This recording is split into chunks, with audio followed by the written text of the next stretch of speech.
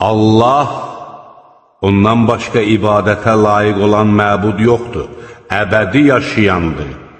Bütün yaratdıqlarının qəyyumudur.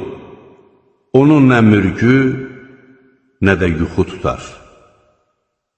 Göylərdə və yerdə nə varsa ona məxsusdur. Onun izni olmadan, onun yanında kim havadarlıq eləyə bilər?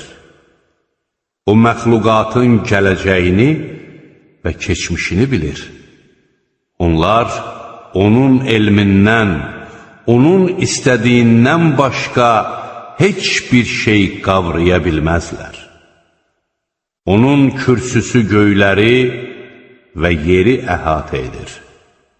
Bunları qoruyub saxlamaq ona ağır gəlmir. O ucadır, uludur.